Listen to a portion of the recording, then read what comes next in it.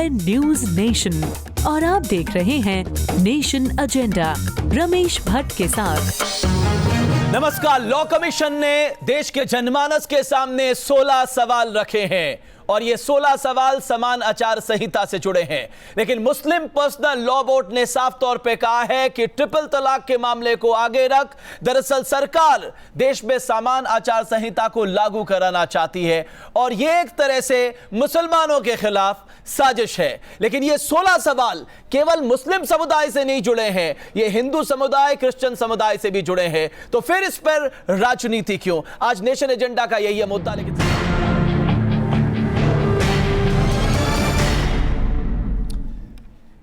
एक देश और एक कानून क्यों नहीं हो सकता?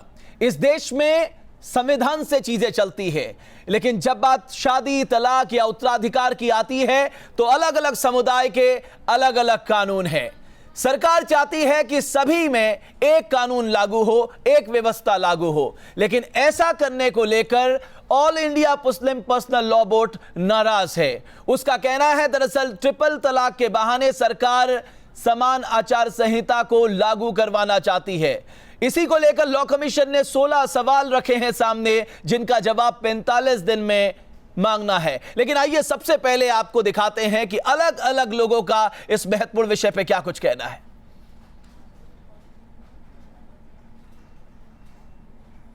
जेंडर जस्टिस होना चाहिए। Gender justice, dignity of woman, no discrimination.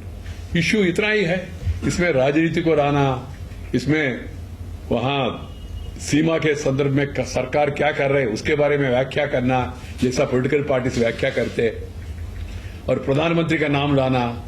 तो ये लोकतंत्र में इतना भारी बहुमत से प्रधानमंत्री को चुना है देशवासियों ने। Is the most stable leader and is providing A stable government and he got a popular mandate. आप उनको क्वेश्चन कर रहे हैं? सिर्फ राजनीति है। संविधान हर धर्म के मानने वाले को, हर मजहब के मानने वाले को ये इजाज़त देता है कि आप अपने धर्म के मुताबिक काम कीजिए, अपने धर्म को मानिए। तो ये फैसला तो मुसलमानों के रिलीजियस लीडर करेंगे, क्या सही है क्या गलत है। आज 1 दर्जन से अधिक इस्लामिक देशों में ट्रिपल तलाक को रेगुलेट किया गया है। बांग्लादेश है, ट्यूनीशिया है, ईरान है, मोरक्को है, इजिप्ट है, इंडोनेशिया है, पाकिस्तान है। तो अगर इस्लामिक देशों में ट्रिपल तलाक को रेगुलेट करने का कानून बनाया गया और वो शरिया के खिलाफ नहीं पाया गया, तो हिंदुस्तान जो कि एक सेक्युलर देश है, पंथ निरपेक्ष देश है, वहां पर अगर संविधान की भावनाओं के अनुरूप इस तरह के बारे में सोचा जाता है तो इसे शरिया के खिलाफ कैसे माना जाए? बहस ट्रिपल तलाक से शुरू हुई और वो पहुंच गई है समान आचार संहिता पर। मेरे साथ मुफ्ती शमून कासमी साहब, भारतीय जनता पार्टी से सुदेश वर्मा, प्रोफेसर संगीत रागी, संघ विचारक, खातून शेख, मेंबर मुस्लिम महिला आंदोलन। सुदेश वर्मा साहब, ये जो कहा जा रहा है कि साहब आप लोग समान आचार संहिता थोपने की कोशिश कर रहे हैं, ये एक तरह की साजिश है मुस्लिम समुदाय के खिलाफ, ये all India Muslim personal law board का कहना है। देखिए रमेश जी, साजिश बोलना मुझे लगता है कि अदालत की अवमानना है, क्योंकि आपको पता होना चाहिए ये अदालत के कारण हो रहा है। अदालत में मुस्लिम महिलाएं गई थी ट्रिपल तलाक के मुद्दे पर और अदालत ने सरकार से मांगा है कि एफिडेविट दीजिए, आपका क्या स्टैंड है। तो सरकार कोई धार्मिक सरकार तो है नहीं, सेकुलर गवर्नमेंट है, कॉन्स्टिट्यूशन से चलती है, लॉ से चलती है। तो जो कॉन्स्टिट्यूशन ने राइट टू इक्वलिटी सबको दिया है, irrespective of religion, irrespective of safe, irrespective of creed, और यह डिस्क्रिमिनेशन नहीं हो सकता। आर्टिकल 15 जो बोलता है इन सारे विषयों पर, तो इसको इसके मद्देनजर अपना एफिडेविट दिया है कि राइट टू इक्वलिटी जो है सबको मिलना चाहिए। लेकिन all India Muslim personal law board ने क्या एफिडेविट दिया? सुदेश वर्मा साहब, मुफ्ती शमून कासमी, आप ये तर्क हैं या कुतर्क हैं, आप तय करिएगा। तलाक का अधिकार देना महिलाओं को एक तरह से सुरक्षा प्रदान देना जैसा है। अगर तलाक का अधिकार समाप्त कर दिया जाएगा तो उनकी हत्याएं बढ़ेंगी और यहां तक कि उन्हें जिंदा तक जला दिया जाएगा। इस तरह के मुस्लिम पर्सनल लॉ बोर्ड ने ट्रिपल तलाक के खिलाफ हलफनामा दिया है, आप सहमत हैं इससे? नहीं देखिए देखिए बिल्कुल जो नहीं, हमें सुदेश लगता है वर्मा कि- साहब, मैं ये समून कासमी साहब से पूछ रहा हूँ। जो मुस्लिम पर्सनल लॉ बोर्ड ने जो अपने तर्क दिए हैं और सुप्रीम कोर्ट ने जो सरकार से राय मांगी है या सरकार का पक्ष जाना है, इन दोनों चीज़ों में अंतर है। उनका नहीं, कहना कोई ये अंतर है, नहीं है। मैं उनका कहना- माफी चाहता हूं, आप कंफ्यूज मत करिए, कोई अंतर नहीं, नहीं मैं है। कंफ्यूज नहीं सिर्फ करूंगा। ये है कि ट्रिपल तलाक जो जेंडर डिस्क्रिमिनेशन है मुस्लिम महिलाओं के खिलाफ, उसको लगातार बढ़ावा दे रहा नहीं, है। देखिए, उसको कम होना चाहिए। 92% वुमेन जो मुस्लिम वुमेन है, उन्होंने एक स्वर में कहा ये ट्रिपल तलाक बंद होना चाहिए, ये हमारे अधिकारों का उल्लंघन है। इसमें कंफ्यूजन किस बात का? आपको कंफ्यूजन नहीं है। देखिए सुनिए, जो तरीका है उन महिलाओं को भी ये समझना पड़ेगा, हमें भी समझाना पड़ेगा कि जो तलाक का तरीका है, 3 तलाक तो देना बिल्कुल गुनाह कबीरा है, इससे बुरी कोई बात हो ही नहीं सकती। और अल्लाह ने जिस कानून की हम बात कर रहे हैं, कुरान में सूरह निसा है, सूरह तलाक है, उसे आप पढ़िए। और पढ़ने के बाद फिर अल्लाह ने, यानी हमारे ईश्वर ने, हमारे मालिक ने जो कहा है कि अगर तुम में ऐसे हालात हो जाएं तो कैसे तलाक दें, उसमें ये कहा कि एक, और उसके बाद आप बेड अलग कर दीजिए, थोड़ा सा अलग कर दीजिए, प्रोसीजर है। प्रॉपर्टी में अधिकार देने की बात हाँ, कही गई है। वो आप भी लोग है। देते हैं क्या? क्यों नहीं देते? आप बिल्कुल लोग देते हैं क्या? कहाँ देते हैं? बिल्कुल। देखिए एक बात सुनिए, कोई ना देगा वो गुनहगार है। शरीयत की निगाह में वो गुनहगार है जो अपनी बेटियों को विरासत में हिस्सा नहीं देता है, और वो उसका कानून है, वो गुनहगार है। मेरे साथ जफरयाब जिलानी साहब, मुस्लिम पर्सनल लॉ बोर्ड के अगर ये गलत है तो मेंबर फिर जुड़ इसको चुके बदलना हैं। चाहिए ना, फिर क्या दिक्कत है? जफरयाब जिलानी साहब, जो मुस्लिम पर्सनल लॉ बोर्ड ने जो एफिडेविट दिया था, उसमें कहा गया था कि जो है फीमेल सेक्स कमजोर है मेल सेक्स के तरह के अगर आधार पे देखा जाए, और दूसरा कहा गया कि महिलाओं पे फैसला लेने की क्षमता नहीं होती है, इसलिए ट्रिपल तलाक जरूरी है। पूरे एफिडेविट को पढ़ने के बाद आप राय कायम करें, अलग से एक एक जुमला मत देखें।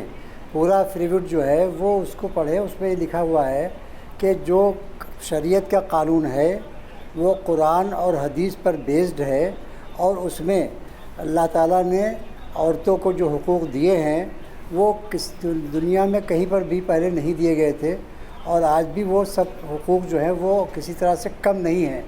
लेकिन उसमें अलग अलग रोल है, सोसाइटी ज़िंदगी में मर्द का अलग रोल है, औरत का अलग रोल है, वो सबकी तफसील उसमें दी गई है कि इस तरीके से वो साइंटिफिक है। कहीं पर औरत को भी हक दिया गया है तलाक हासिल करने का, मर्द को भी हक दिया गया है, लेकिन ये कि ये चीज़ें एक सेपरेट जुमले को मत देखिए। लेकिन जिलानी साहब, मैं जुमला नहीं कह रहा हूं। आप लोग कहते हैं कि साहब अगर ट्रिपल तलाक खत्म कर दिया जाएगा तो मर्डर के केसेस में बढ़ोतरी होने की संभावनाएं हैं। आप कहते हैं कि अगर ट्रिपल तलाक बंद कर दिया जाएगा तो महिलाओं को जिंदा जलाने की संभावनाएं बढ़ जाएंगी। तो ये क्या जुमला दिया आपने सुप्रीम कोर्ट में? नहीं, देखिए ये एक मिसाल है कि ऐसा भी होता है। आपको मालूम होना चाहिए कि इस देश में जितनी बड़ी तादाद में दूसरे धर्मों की महिलाओं को उत्पीड़न किया जाता है और उनके साथ में ये इस किस्म की हरकत की जाती है, उतना इस्लाम में के मुसलमानों में नहीं है। अगर मुसलमानों में भी बहुत ज़्यादा मिसयूज होता है। लॉ है देश का। ओके, प्रोफेसर संगीत रागी, मैं आपसे समझना चाहता हूँ, सबके लिए ये जो 16 सवाल हैं ये सभी धर्मों को लेकर है, केवल मुस्लिम धर्म को लेकर नहीं है। इसमें मुस्लिम धर्म को इतनी आपत्ति क्यों है साहब? है आपत्ति इसलिए कि हमारा मौलिक अधिकार खत्म हो रहा है। आपका कहाँ मौलिक अधिकार खत्म हो रहा है? इस देश का संविधान सबको बराबर मौलिक अधिकार देता है। ओके प्रोफेसर संगीत रागी, आप जवाब दीजिए। हमारा राइट ऑफ रिलीजन जो है वो रिलीजियस प्रैक्टिस मौलिक अधिकार है। जिलानी साहब चुप रहे तो मैं बोलने अपनी बात रखूं। ओके जिलानी साहब, प्रोफेसर संगीत रागी जवाब दे रहे हैं। मैंने जवाब दिया। ऐसा है कि यूनिफॉर्म सिविल कोड पर भारत का संविधान का मैंडेट है directive principle of state policy में। Directive principles of state policy को ध्यान में रखते हुए जो भारत की सुप्रीम कोर्ट है, सर्वोच्च अदालत है, कम से कम 5 ऐसे जिसमें सुप्रीम कोर्ट ने कहा है कि भाई इस देश को समान नागरिक संहिता की आवश्यकता है। सवाल यह है कि जब क्रिमिनल लॉ शरीयत के अनुसार नहीं चलता है और उससे कुरान और हदीस पर खतरा नहीं है, उससे इस्लाम की अवमानना नहीं होती है, तो जो सिविल लॉ है उसको मानने से इस्लाम की कैसे अवमानना हो जाएगी? क्या ये अमेरिका में जाकर के ये शरीयत के अनुसार चलते हैं? क्या फ्रांस में ये जाकर के शरीयत के अनुसार चलते हैं? क्या ब्रिटेन में ये शरीयत के अनुसार चलते हैं? जब पाकिस्तान जैसा, मोरक्को जैसा, ट्यूनीशिया जैसा, इजिप्ट जैसा 22 देश साहब मुस्लिम कंट्री हैं, 22 देश ट्रिपल तलाक को रेगुलेट कर चुके हैं। इस देश में इस प्रकार की जो मानस है, एक रूढ़िवादिता की, ये अभी भी अपने को मध्ययुगीन भारत में प्रोफेसर रख करके सुधरना नहीं चाहते। रागी प्रोफेसर संगीत आगे, जफर साहब जिलानी साहब आप जवाब दे दीजिए जो प्रोफेसर संगीत रागी ने सवाल उठाए।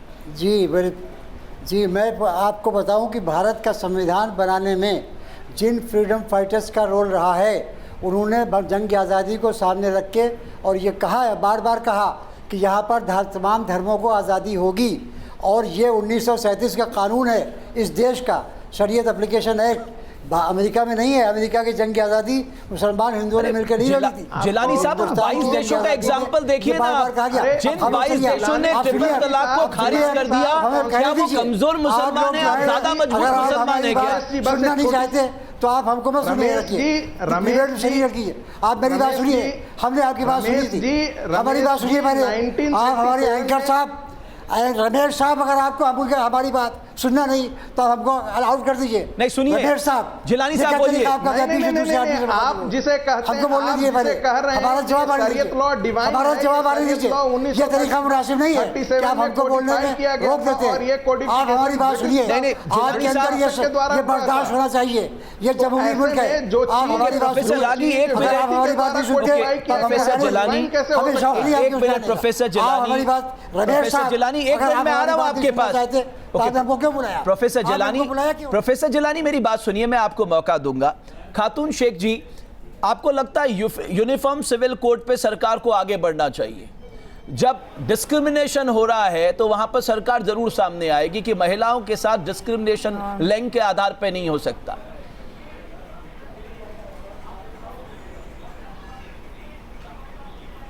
मैं भारतीय मुस्लिम महिला आंदोलन से बात कर रही हूँ। मेरा नाम खातून शेख है।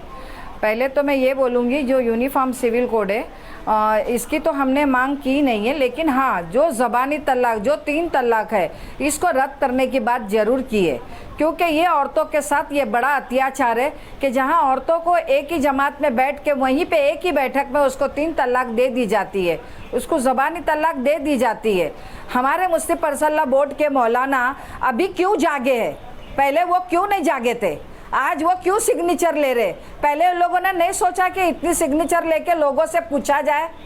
और ये जो 10 औरतों की बात कर रहे हैं, ये 10 औरतें कौन है जो इनके बारे में बात की है? हमने तो 4.5 लाख औरतों से बात की है, लेकिन यहाँ पर हमारे पास में पूरा उसका सिग्नेचर का पूरा ये निशान रखा हुआ है। आप आके हमारे यहाँ पर देखें। शेख जी, उनका ये कहना है आज जागा है कि ये तलाक ऐसी नहीं होना चाहिए। आप पर फैसला लेने की अक्ल नहीं है, आप पर फैसला लेने की समझ नहीं है।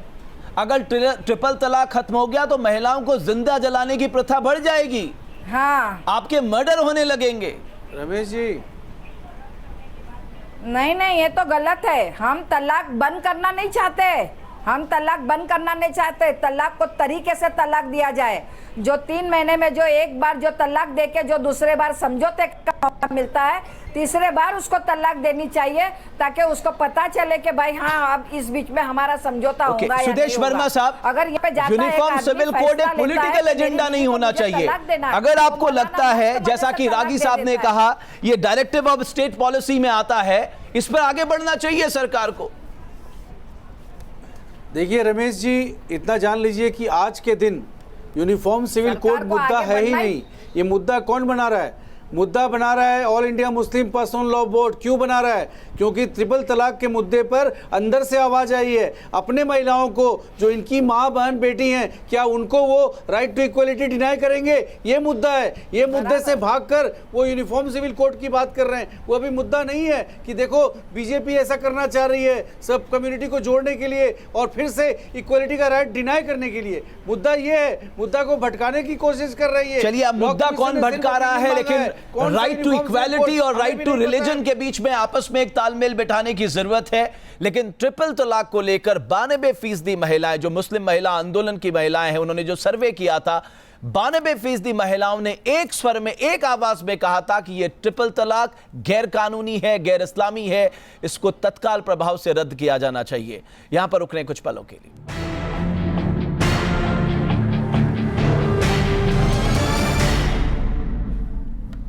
तो सवाल मुस्लिम महिलाओं के अधिकारों को लेकर है। कास्मी साहब, आप राइट टू रिलीजन की बात कर रहे हैं, मैं आपसे राइट टू इक्वालिटी की बात कर रहा हूं, और खुद आपके घर की महिलाओं ने ये सवाल उठाए हैं।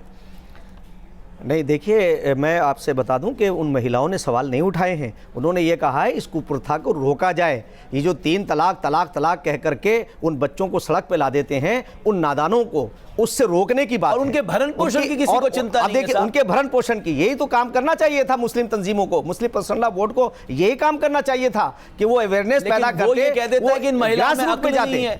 जैसे अभी मैं आपके साथ बैठी हैं, ये खातून शेख बैठी बताएंगी, ये मतलब ऐसा नहीं अभी कहा उन्होंने। देखिए, जो तलाक का तरीका है वो ये है कि आप अगर, ताकि उनके अंदर समझौता हो सके, 1 तलाक दें आप, फिर 3 में, ताकि अगले उस पीरियड के अंदर में जब अगर कोई हो सकता है कि समझौता हो जाए, यहां तक कहा गया है कि दोनों अपने बेड अलग कर लें, ताकि जो तरीका है इस्लाम का तरीका ये है। इन्होंने गैर इस्लामिक चीजों को रिवाज दिया है और उन महिलाओं को बेघर बेसहारा कर दिया। उसके ऊपर सवाल है। कास्मी साहब, डिस्क्रिमिनेशन की इंतहा है। अगर मुस्लिम व्यक्ति चाहे वो तुरंत तलाक दे, महिला तुरंत तलाक दे नहीं सकती, और उसके बाद मुस्लिम व्यक्ति तुरंत शादी कर सकता है, लेकिन महिला को इंतजार करना पड़ेगा। नहीं, देखिए, महिला को जो है आपको पूरा अधिकार है, और ये शादी जो है एक कॉन्ट्रैक्ट है। अगर लड़की उस वक्त निकाह के वक्त कहती है मैं आपसे तलाक ले लूंगी, अगर तुम ऐसा करोगे तो उसे करना पड़ेगा। ये ऐसा नहीं है कि महिलाओं का अधिकार, बराबर का अधिकार है, इक्वलिटी है। जो लोग ये कहते हैं, मैं ये कहना चाहता हूं बहुत जिम्मेदारी के साथ, ये खातून शेख जी, आपको लगता है इस बार मुस्लिम पर्सनल लॉ बोर्ड चाहे जितनी कोशिश कर ले, इस बार फैसला आपके पक्ष में आएगा?